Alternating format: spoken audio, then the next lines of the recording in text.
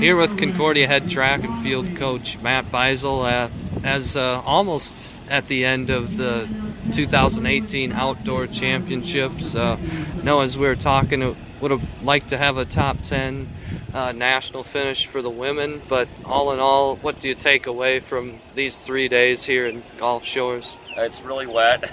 No, I'm just kidding. It's been interesting dealing with the weather.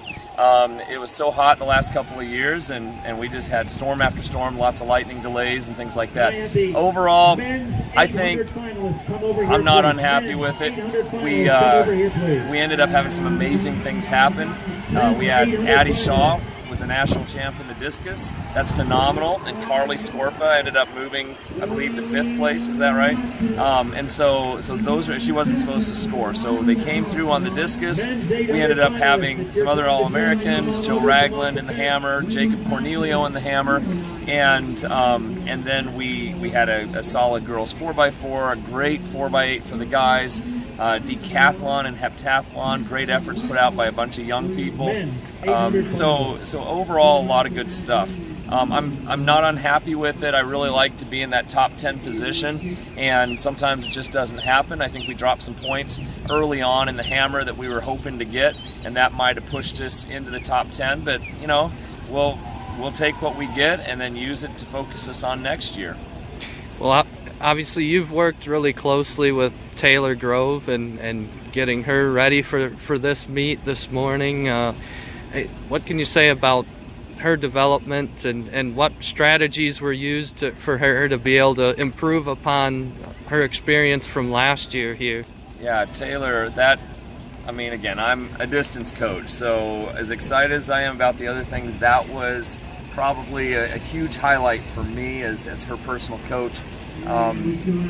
Last year we came with high expectations. The way she runs predicted that she should be able to finish really well, but we didn't account for the way the humidity was affecting athletes. Last year there was sun beaten down, no wind, and we had just really humid conditions. And so as prepared as she was physically, as aerobically and so forth, it just really knocked her out and surprised us both. This year we came back, she dropped out at mile 20 last year. We came back this year with a different strategy. We took off very conservatively.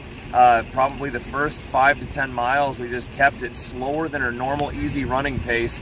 And then all of a sudden she found herself in a position to say, I can do this. I think the most important goal we had was for her to finish. I think every marathoner needs to finish a marathon to get that confidence. I know I had to do it myself the first time, and then all of a sudden you're able to say, I can go do this. The other thing is, and this was icing on the cake, is we got to about 10 miles out, mile 16, and she was feeling good, and I said, all right, let's start working on passing people. So she went after some people. She moved from 38th place to 17th, and ended up finishing 17th. So top 20. Really proud of this young lady, especially with all of the issues she's had to deal with that accident last summer and having to redshirt cross country. So 10K champion at conference, made it to nationals, finished a marathon, and placed top 20. Very happy coach. Proud of you, Taylor. And lastly, if we look quickly ahead at next year, I know you have a little more time now to get some of your recruits in and to get assimilated. How is that going to impact what we can expect for next year? I think immediately it's going to have an impact at the conference level and at the national level. This year, our kids are great, but 50% of our team is freshmen.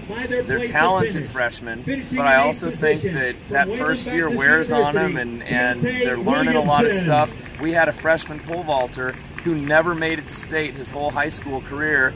Was a 12-foot pole vaulter, Tucker Platt from Cross County High School in Nebraska, and he went 15.5 3 times in a row, qualified for nationals.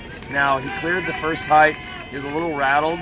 This was really his state meet. He's never been on the big stage, and I think he did really well with it. So he's coming back. We're just looking great.